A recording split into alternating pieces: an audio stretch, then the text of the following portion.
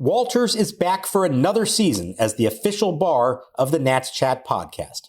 Walters is the best spot to go before and after home games, located at the southeast corner of Capitol and N Streets, right across the street from the ballpark.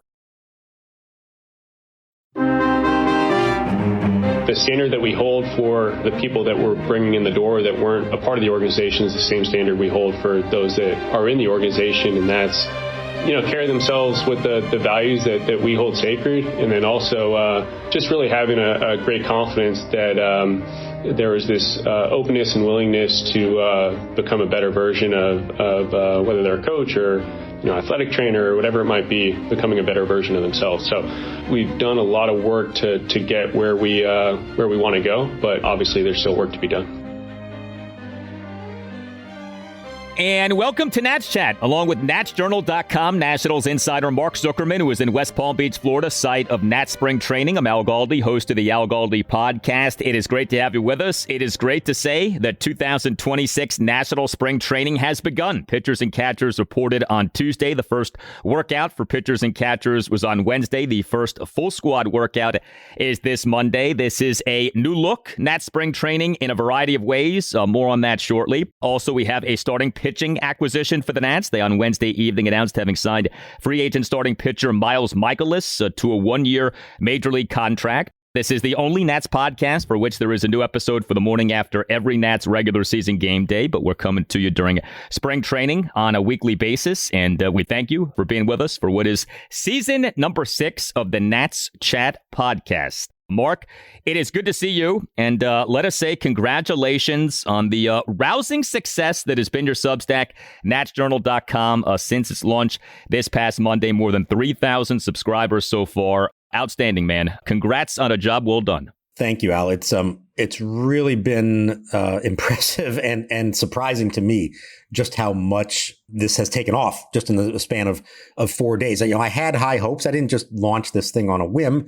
I had an idea in mind of what I thought this could be, but it has taken off more than I would have expected, at least this soon, to have that many people. I think we're almost up to 4,000 now in total subscribers who have joined in on this and more every day. It's been liberating. It's been fun to be down here working for myself, essentially, and being able to write the kind of stories I want to write and share what's going on with this team to a fan base that, as we have said many times, is just craving as much as they can get of this team. And we know the state of the team is not where everyone wants it to be right now, but the passion for this team, the knowledge of this team, the level of care that fans of this team have for them has not wavered at all. It is as strong as ever. We're seeing that with our numbers on the podcast. I'm seeing it with what the reaction I've gotten on Nats Journal has been. And we are happy to be here. I'm happy to be here in Palm Beach.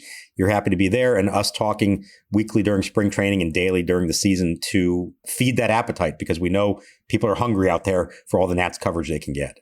And Mark for Nats Journal is doing his own photography. If you look at the photos on Nats Journal, beneath each photo by Mark Zuckerman /Nats Journal. So you are putting your photography skills to work in addition to your writing and reporting skills. For the first few days, yes, I'm happy to report that on Thursday, I had my first hire for the site. Saul Martinez is a local sports photographer down here in West Palm Beach. He's done work for the Washington Post in the past at spring training. I got connected up with him and hired him, at least for the day, to come out and shoot a bunch of photos that you're going to see now over the next few weeks. I'll step in if I need to, but check out Saul's work. Is already one up of his Miles Mikolas photo. You will see the difference between a professional photographer and a sports writer pretending to be a photographer who has nothing but an iPhone and point and shoot. So credit to Saul. Look for a lot more of that. It really enhances the site, I'm glad to say. All right. Well, I had the pleasure of having Mark on my podcast, the Al Galdi podcast. He joined me on this past Tuesday's show, and we talked about Nats Journal. We also previewed Nats Spring Training. And one of the things we talked about was, okay, like everything is new here. And so what are we to expect? And the answer was, we don't know. And we're about to find out. But, first Nats Spring Training without Davey Martinez as manager since 2017. First Nats Spring Training without Mike Rizzo running baseball operations since 2008. And lo and behold, things are, in fact, different, and there are tangible things that we can point to as being different. You had a very good piece on Nats Journal about this. Headline, quote, differences on display in Nats' first workout, end quote. Right from the get-go, some big-time differences standing out in terms of Nats spring training's past versus the 2026 Nats spring training. Yeah, some of this is stuff that is right there for you to see. You walk out there and you see different gizmos, I'm going to call them, all over the place. A lot of them in the bullpen. And that's, cameras, but it's also these panels that guys are throwing baseballs against that provides instant feedback of velocity and other things. You have catchers with a sort of virtual strike zone in front of them, some thin rope that's hanging in front of them to show the pitchers where things are at. There's all kinds of cameras everywhere. There are the new Traject Arc machines in the batting cage, which basically simulate every major league pitcher you can imagine, what they throw. It looks like it's coming right out of their hand. The guys have talked about that. So there's the technology and the equipment and all that. But I think even beyond that, there's just a different approach and mindset to everything. There's so much youth everywhere on the team, on the coaching staff, in the front office, and it's hard to miss that. There's also just more people. They have added personnel at the major league level, at the minor league level. I was told that the AAA coaching staff, for example, is going to have the exact same number of coaches as the major league staff has, and all the same positions. They want to have continuity there so that if you're playing at AAA and you get called up to Washington, it's going to feel the exact same, the same number of coaches in the same roles and all the technology they're using. They want all that to be consistent so that it doesn't feel like that big of a transition when they make that move. So there is a lot of real tangible stuff at work here. And what I've been struck by is how across the board players are telling me, both on and off the record, how excited they are by this, how much they were hoping for this with the new group, how much they wish they had some of these things in the past. And while they're being careful not to completely, criticize the previous administration, their support for the new administration, I think, is very striking. And, if there was a question, like, is this new group who's so young and in a lot of ways so inexperienced, are they going to have buy-in from the players? Yes, they have buy-in from the players right away on day one. And I think that's important to note because we didn't really know how everyone would feel about Blake Butera and his coaching staff, Paul Toboni and his front office. I know it's early. Everybody's always going to be in a good mood early on, but it feels genuine, the reaction that I'm hearing from players to the new staff. So I think what you just described is the number one item from Nats spring training so far. I think it is so encouraging. I think it is such good news. And I don't think we should lose sight of this. I think if you're a Nats fan, this is a thing that you should be sinking your teeth into here, that this team's process does in fact appear to be light years better than it has been in the past. Now, of course, we'll see what the results end up being, but I find this to be so encouraging and such a good thing to hear. And it's the kind of thing that you were hoping you'd hear from the get-go. Like, if things really are different, you really should be able to tell in some form or fashion from the get-go. And it sounds like we can. Now, there's another layer to this, and that is these things that you just described, the upgraded technology, the upgrade in personnel, these things cost money. Now, we know that the Learner Ownership Group isn't necessarily spending a ton on payroll these days, but what I've talked to you about many times is they're spending on players, which matters, but there's also spending on infrastructure, which I think in a lot of ways matters more. Do you think it's safe to say that we are in fact seeing a deeper commitment from ownership to spending on infrastructure, that this team finally is trying to catch up to the rest of MLB when it comes to spending on infrastructure? It does feel that way. And without knowing the specifics of, maybe they cut back in other areas to account for this, I don't know the answer to that. But every sense I get is that ownership has been very receptive to what Paul Toboni has asked for and granting him the resources to do what he wants to do in that regard. And some of it is the physical equipment and the increased technology. Some of it is increased staffing, as I just talked about, more people, more personnel, and people in positions that maybe they didn't have before at both the major league and minor league levels. So it does feel that way. I know everybody, well encouraged by that, is also going to say, okay, yes, so what until you have a payroll that's back over, $150 million, which is not even that high in today's game. What difference does it make? And I get that. You got to think long term here. There is still a huge open-ended question. Will, a year from now, 2 years from now, whenever that is, when it's time, when you can clearly say that the roster has the pieces in place that they want, but they need now to supplement that with real free agents, re-signing players, homegrown players to long-term deals. Will ownership step up and do that at that time? We don't know the answer to that. We're probably not going to know the answer to that for quite some time. But so far, it does feel like they are giving Paul Toboni what he's asking for in order to beef up all those other parts of the organization not related to the Major League payroll that were lagging behind the rest of the sport. And I do wonder, and I've mentioned this before, but if you're Paul Toboni and you're well regarded and you're with a big money ball club in Boston and the Nationals are trying to hire you, you put this in your contract that ownership for the Nats is committed to spending X on technology or X on coaching personnel. You can phrase it in a variety of ways, but I think if you're Toboni, this is the kind of thing you make sure there's language in your contract that stipulates that you get this support from ownership. And I would not be stunned if that's the case. But whatever the case, I think it's so good that we are seeing the Nats finally doing as they should be doing. And, that's the thing. I think there's excitement with this. I also think there's some anger and dismay of what took so long. And why did it take until 2026 for the Washington Nationals to start behaving like teams were behaving in, 2016? That's absolutely fair. And you're hearing it from some of these players who've probably been here for a couple of years of why didn't we have this already? Maybe that would have made a difference. But they're glad that it is here now. And I think they're also pointing out that they're not just trying to catch up to everybody else, but even try to surpass them in some ways. And we'll see how that all works out. The other point I wanted to make when it comes to ownership, I've been told this is that they have been very hands-off so far of the baseball operations and pretty much letting Toboni do what he wants to do, obviously within reason. He's not going to go out and spend a lot of money without their approval. But I don't think they're interjecting themselves in terms of you should really sign this guy, or you should really maybe do this or that. That's an encouraging thought to think that, especially for a first-time GM, that they are kind of hands-off and letting him do his thing, at least for now. The other thing, too, with spending on this stuff is that it is a drop in the bucket relative to spending on players. It makes all the sense in the world to spend on this stuff. I mean, just to look at something like Trajectark, which has become kind of emblematic of this entire issue. So Trajectark, ballpark figure here, costs about $15,000 a month. Okay.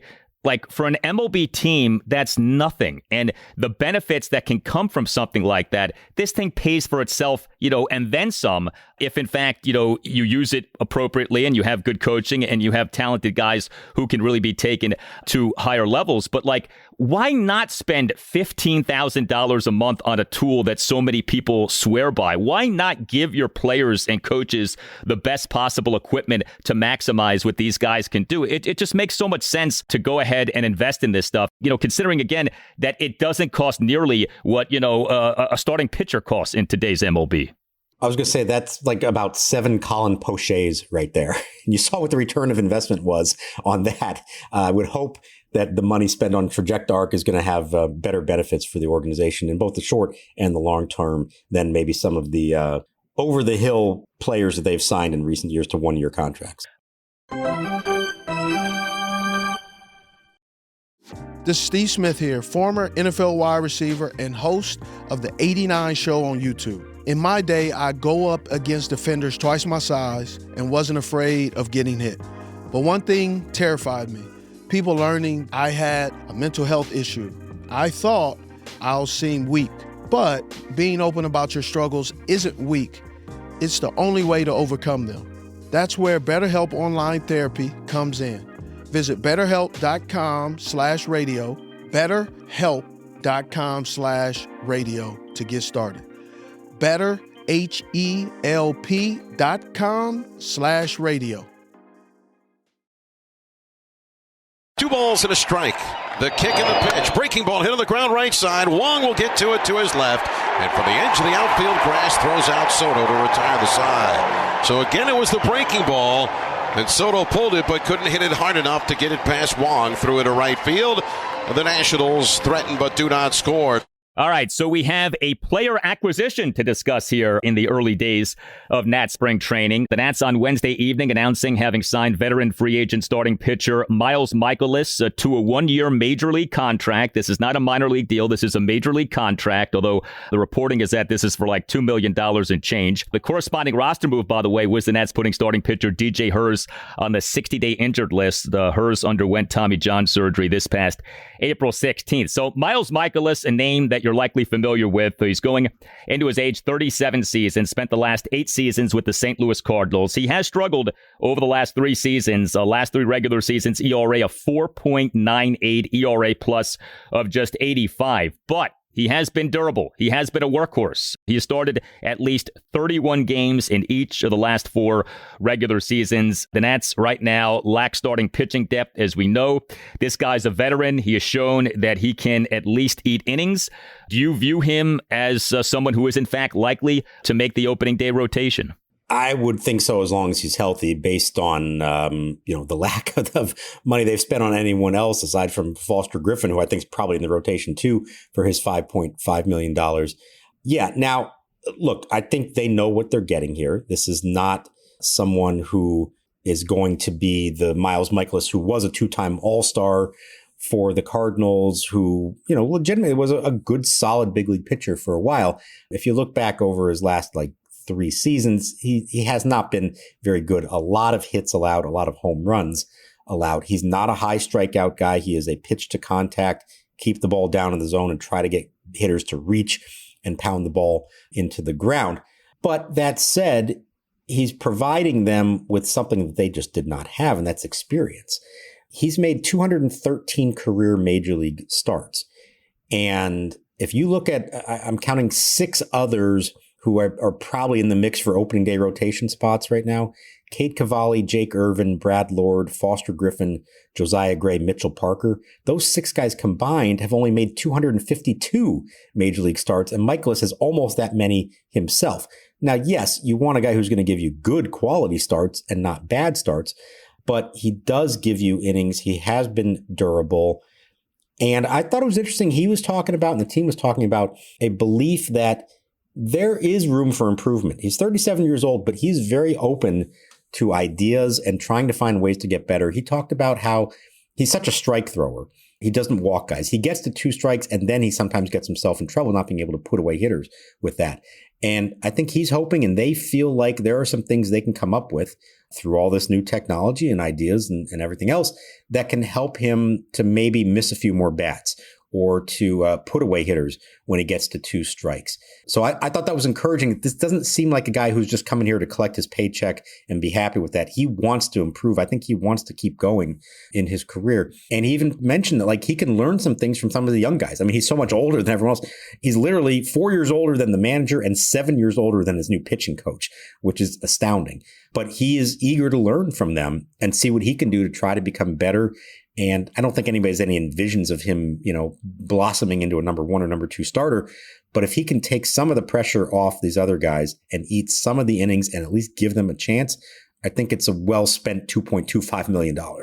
Yeah, I mean, it's nothing that they're paying him. And, look, I hate that we're back to talking like this, but he's a veteran. And so you have him on a 1-year contract. If you can get the best out of him and flip him into something come the trade deadline, then, that's exactly what you want to have. Now, you look at the candidates for the Nats opening day rotation, and as much uncertainty as there is, it would seem, and you tell me if I'm wrong here, if everyone's healthy, 4 of the 5 spots may be more or less set, right? If you look at Miles Mikolas, Josiah Gray, Cade Cavalli, Foster Griffin. I mean, those guys would appear likely to be in that opening day rotation, correct?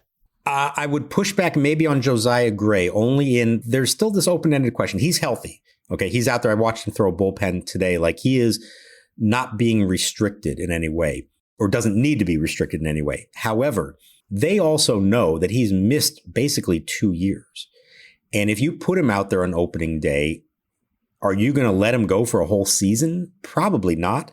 So there could be some thought to delaying the start of his season a bit, especially if you do think you have some others who would be squeezed out if not for that. So I don't know. I don't think they truly know yet exactly that. Talking to Josiah, I mean, he's motivated. He wants to be part of that opening day rotation, but it wouldn't shock me if they said, let's hold off just a little bit there. You're in a great place right now. We want to have you for as much of this season as we can and not run into innings limits and all that kind of stuff. Maybe we back off and start you a little bit later than everyone else. Let's see once they start, assembling the spring training rotation and who's out of the chute and who maybe is being held back. I could see maybe him not being a part of that. Now, Jake Irvin, I think there's a huge question. Yes, he's probably making a little bit more money than most of them at $4 million. Do they believe that they can get the better Jake Irvin out of him? Maybe. I think Brad Lord's a huge and interesting dilemma. I've asked both Paul Toboni and Blake Butera about him. It sounds like they want to work him as a starter this spring and then figure out if he should be in the rotation or in the bullpen. It's easier to go that way than the other way. But I think they definitely look at him, at least right now, as building up to be a starter with the potential of being in the rotation. Opening day starter. Is it wrong to say Cade Cavalli right now? If the idea here is to declare who you believe your best pitcher in the long run is going to be, then I think it's him. If somehow they say to themselves, this guy's only made 11 big league starts, and he's, the results have been up and down in that, in those 11 starts, and we don't want to put too much on his shoulders. Maybe he's not quite ready for that kind of responsibility right away. Maybe then they don't go that route. I don't know where they would go. I mean, I don't think Miles Mikolas, given his track record, is suddenly going to be the opening day starter, although I wouldn't put anything past these guys. You never know. Cade Cavalli makes sense to me unless they just have some skepticism about putting that on his shoulders right now from the start. I think everybody around here would say they expect when it's all said and done, Cade Cavalli is going to be their best pitcher. And I did want to hit on DJ Hers, him being placed on the 60-day IL off the Tommy John last April. Was this expected? Is his recovery coming slow? We've gotten used to this in recent years now. Guys coming off Tommy John not being ready as soon as people would like for them to be ready. This is a guy who just a few years ago did some good things at the major league level. I feel like this gets forgotten with DJ Hers. 2024 regular season, 19 starts. He had a FIP of 371, a strikeouts per 9 innings at 10.8. Like, he did some good stuff a few years ago. Where are we with DJ Hers and his recovery? I don't think that move really changes a whole lot. He had the Tommy John surgery early April, if I remember right. So this essentially is telling you that it's going to be 14 months at minimum before he's pitching in the big leagues as opposed to 12 or 13. That's not that uncommon. We see that. And it may be a bit of a convenient way for them to clear a 40-man roster spot without having to give somebody up altogether and just say, all right, look, maybe we could have pushed you to be back sometime in May, but there's no harm in waiting until June to do that and not feeling pressure. A little bit I talked to him the other day. I think he's happy. I think he's on the track he wants to be on. And I don't think he was necessarily thinking in terms of opening day anyway. So I wouldn't worry too much about where he is. They can delay it a couple months, and I don't think that throws too much off.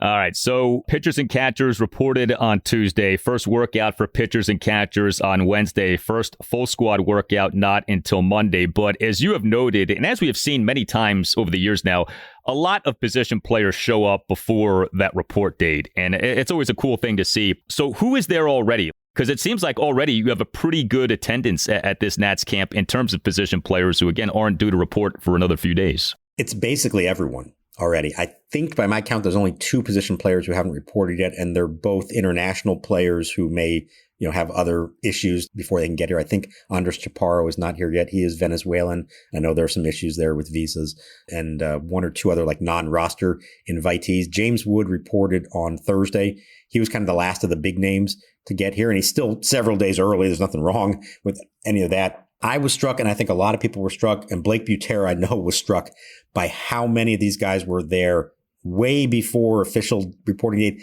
not just for position players, but for pitchers as well. They've all been down here for weeks in a lot of cases, and he has really enjoyed getting to spend some time with all of them. The player group right now, I think first and foremost, it's just exciting to look out there today and know that it's not even the first official day of pitchers and catchers yet. That's tomorrow. And the amount of players that are here right now, position players, I think just puts a smile on all of our faces to see how excited they are to be here. Yes, there's always early reportees. I feel like this is the most I've ever seen this far in advance of it. There's always, a good number on day one, and then they kind of start trickling in over the next few days. Pretty much everyone was already here from day one with a couple of exceptions, and now they pretty much are all here already with several days to go. That's nice to see. These workouts don't feel like pitcher and catcher workouts. They feel like full squad workouts, which is a great thing.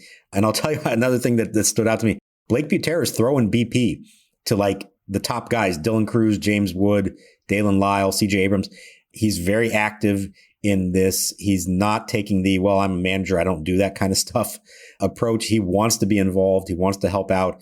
He's so young that I think he relates to them all and wants to be around them all. He is really developing relationships with these guys right from the start and doing so with like the prime guys on the team. He knows who, the core group is, and he's attaching himself to them. You never want to overreact to just a few days of spring training, but it does sound like Nats players are genuinely excited about the new direction. And, it's one thing for media members and fans to have their opinions on the new direction and what should happen, what should have happened, etc. But like when the actual players are saying, yeah, we wanted this, like we needed this. And you see these guys showing up so early for camp as like a manifestation of this excitement.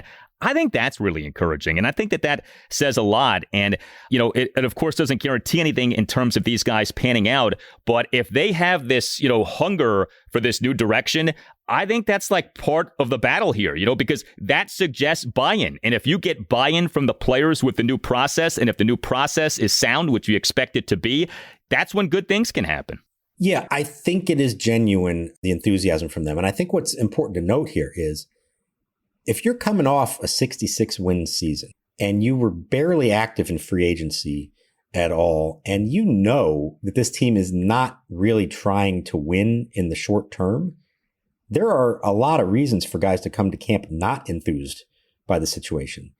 And at least so far, there is an energy to it, and they do seem enthusiastic about it. And I think that's important because one of the biggest challenges Butera and everybody is going to face this year is keeping that enthusiasm up, even when the record maybe suggests that they shouldn't be like that. It's great to be enthusiastic on day 1, 2, and 3 of spring training. Can they still be that way in May and June and July and August and September when they are 20, 30, 40, 50 games out of first place? We hope that's not the case, but that's possible that that's where they go. And if they get off to a bad start, can they maintain that level of motivation and enthusiasm? We've talked about the second half of last season, after the firings, it was like everybody already had one foot out the door. They knew the season was over. They knew it was a lame duck situation. They couldn't wait to get out of there. They have to avoid that this time around, even if the record is no good. And so whether that's the coaching staff, the front office, or hopefully some leaders develop from within the clubhouse, even though there are very few veterans in there, I want to see how they handle that. Right now, very enthusiastic. Can they maintain that once the results start coming in, especially if those results are not so good? You just mentioned the lack of veterans. It is interesting, even in these down/rebuilding years for the Nats, we have had veterans on the team. Sometimes, for the purpose of trying to flip the guy, sometimes just because, you need to fill out a roster.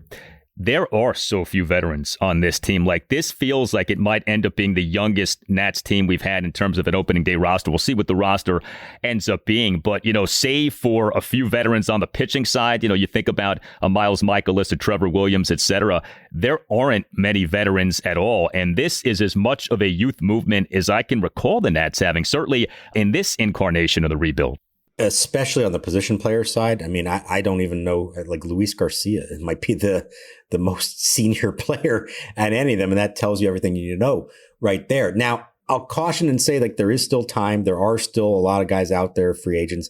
They signed Mikolas. Maybe there are more to come. I've got to believe there's a reliever or two to be signed because the bullpen is full of guys who may have some promise, but like hardly any of them even have one full year of big league service time. I just find it hard to believe they would go into a season like that. And I'm not saying it's the right approach to go do the Colin Poche, Lucas Sims, Jorge Lopez approach that Mike Rizzo did last year, because that failed spectacularly.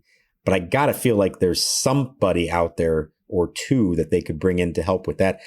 I do have concerns about, not just from a production standpoint, but from a leadership standpoint, not having anyone on the position player side. And I've asked this question to a few people. They kind of brush it off like it's not going to be that big a deal. It was sorely lacking last year. The lack of true veteran leaders on the position player side, guys who could show James Wood and CJ Abrams and Dylan Cruz and all of them how to be big leaguers. And yeah, Josh Bell did what he could, and Paul DeJong is a good guy, but it's not really in their nature to be that kind of vocal leader. And as we've discussed, it's hard to be that guy when you're on a 1-year contract, where even in the best case scenario, they're probably going to try to trade you at the deadline anyways. Obviously, they have not gone out and made that kind of move this winter. I don't foresee anything like that happening before opening day. Where does that leadership come from? Can a young group do it? Do they know who to turn to? I mean, can they become their own leaders without having ever been through it themselves? I don't know. I still have some real concerns about that. I don't think the front office and coaching staff is concerned, or at least they're not letting on that they're concerned about that. I hope that does not backfire against them, because I do think that speaks to what we said earlier, the way that they just, in the second half of the year last year, just kind of gave up. I know it's a different year, different situation, but that to me was very emblematic of the lack of leadership on a player standpoint. And I have not seen anything they've done to address that so far. Yeah, I mean, ideally, some of the guys who were really young 3 or 4 years ago now are developing into leaders, you know, like a CJ Abrams or a Cade Ruiz. But we know that Abrams has had issues being a self-starter, shall we say. And, you know, Cade Ruiz might not even be the starting catcher anymore. I mean, we'll see what ends up happening. This coaching staff, you know, features so many young guys, right? Including, of course, the manager, you know, the pitching coach, Simon Matthews. I wonder if maybe they somehow act as leaders, and that they're close enough to these players to where, you know, they can relate to them in a way to where they can almost act as like the quote unquote veteran presences in the clubhouse.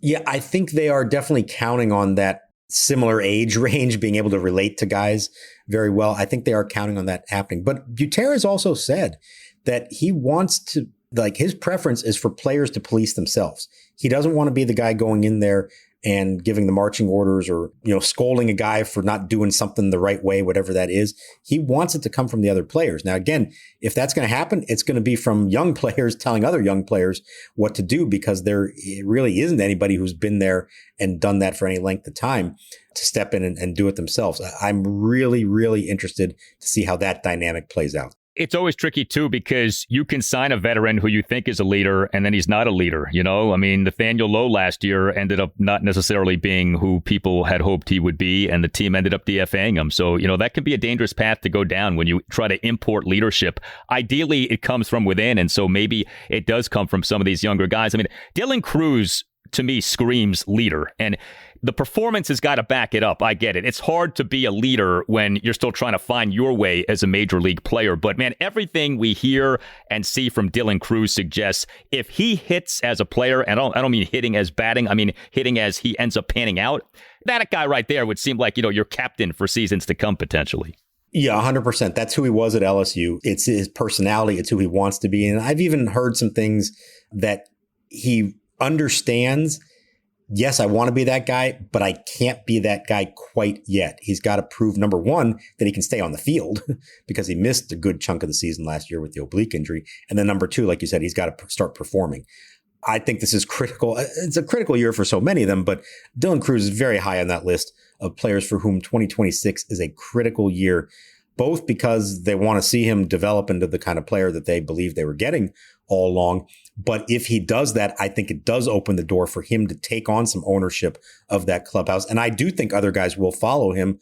Clearly, on a star-studded LSU team, he was the one they all look to. So he has that in him. He can earn all their respect. He just needs to cross off those couple of important things on the checklist first before he can then cross off that last one.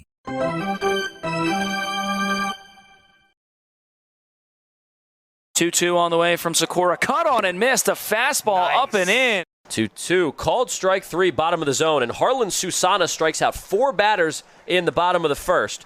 I did want to ask you about two prominent non-roster invitees for the Nats at spring training. Two pitching prospects who we've been monitoring for a few years now. Travis Sykora, Jarlin Susana. Obviously, health of principal concern with them. How are they doing? What are they up to at camp? I actually interviewed Sykora on Thursday, and so I got a lot of insight from him about what's going on. I have not talked to Susana myself yet. It does look like he is progressing from the lat surgery. He'll be further along. Sykora is going to miss this whole year. He just started being cleared to throw just like within the last week. Susana should be much sooner than that. I'll hope to find out more about him soon. In Sykora's case, this is a really bright young man. And I'd already gathered that from talking to him a few times in the past before he got hurt last year. He's very in tune with his body. He had, if you remember, hip surgery last winter and was delayed a little bit to the start of his 2025. But he talked about how he used all this time to help get his lower half in alignment, essentially, and learn how to use his hip properly again. And he even alluded to that perhaps because he was still working on that may have helped contribute in some way to the elbow injury. Now he also pointed out he's been throwing 101 since he was 17 years old. And he even said, that's not natural. I know that. And it was probably just a matter of time before this happened. So, that's actually some pretty good perspective from a young man to acknowledge that and understand that it was bound to maybe happen. And so he's trying to find a little blessing in disguise here by that the hip injury and then the elbow happening within a year of each other. At least he's kind of knocking those both out. And then once he gets through this, he should be ideally good to go and no issues. He's really trying to learn what he can from being in big league camp. He pointed out they didn't have to put him in big league camp because he's hurt. He's not pitching this year. But they decided to bring him so that he can work alongside the big league staff, be around all the major league pitchers and learn from them. He's excited about that. We're looking at 2027 for him, but I think he feels like, not that there's ever any guarantees as we've seen from Tommy John recoveries, but he does seem to think that when he gets through all this, and so far everything's hit the right marks, that he is going to be a big part of this for a long time. Yeah, Sykora and Susana remain the Nats' top two pitching prospects per MLB Pipeline. The Nats per Pipeline have 4 top 100 prospects, 4 top 80 prospects. In fact, shortstop Eli Willits, number 13, Travis Sykora, number 54, catcher Harry Ford, number 71, and Jarlin Susana at number 80. I am thankful that the avalanche of waiver transactions by the Nats has finally slowed down. This was something. Now, you have to be a real hardcore Nats fan, a real Nats wonk to have followed this. But for a period of time, this is going back like a week or two now, every day the Nats were making, it felt like, a bunch of waiver transactions. This guy got claimed off waivers. This guy got outrighted, etc. And it became impossible to keep track of. I don't recall the Nats ever having a string of days like that with so many waiver transactions. No, this is definitely a different approach from the new front office that you didn't see in the past. The rationale for all those wondering, what are they doing with all this? There's a couple things to this. Number one, because they had such a bad record last year, they're high on the waiver priority list. So if another team puts somebody on waivers, they're one of the first teams that gets to claim him because it goes in reverse order of the standings from last year. And that will be the case all year long. So even if they somehow had a winning record this year, they would still be, a top waiver priority choice on that list based on their 2025 record. So you see a guy who looks intrigued and you say, hey, let's take him. He's better than somebody else that we currently have. Let's go ahead and make that move. The other part of it is when they're claiming these guys and then very quickly DFAing them to claim someone else, the idea would be that you hope one or two of them, after you DFA them, go unclaimed. And then you can outright them off the 40-man roster, but keep them in the organization. I think an underrated thing we haven't talked a whole lot about here is that this club, while the major league roster, the 40-man roster, has been severely lacking, even in some ways more than that, their AAA roster has not been anywhere close to up to standard. And they lost a bunch of guys from that Rochester team last year who became minor league free agents. And they needed to assemble a AAA roster, ideally with guys who you could call up when you need them along the way. So I think the idea here is to try to pick up some guys who you briefly put them on your 40-man roster. You hope they can then clear waivers and go to AAA and be off the 40-man and provide you some more organizational depth that you just have not had in the last few years. For all the issues that led to the records and the departures of all the people who've been fired, the lack of organizational depth is high on that list. And I know it doesn't get as much attention as the big name stuff and the first round picks who don't pan out, but it is a big part of this. You look at some of the best organizations in baseball, they have the ability to call guys up from AAA who can become contributors, if not star players, at least guys who can help make a difference. That's what they're trying to fix right now and develop some depth in an organization that has not had it for several years. Yeah, I mean, the effects of bad drafting for really a decade plus, you can't overstate that. And it impacts things in all kinds of ways at all kinds of levels. And what you just described is a perfect instance of that. You tell us what you think. Hit us up on X at Nats_chat. You can find us on Blue Sky at Nats Chat Podcast. You can email us natschatpodcast@gmail.com. We have a website that you can check out, too, if you want to support the podcast that way, natschatpodcast.com, at which you can purchase a Nats Chat Podcast t-shirt and keep supporting Mark's outstanding new Substack, natsjournal.com. We will be back with you next week with another spring training installment of Nats Chat. Until then, for Mark Zuckerman, I'm Al Galdi. Thank you for listening, and we'll talk to you next time on the Nats Chat Podcast.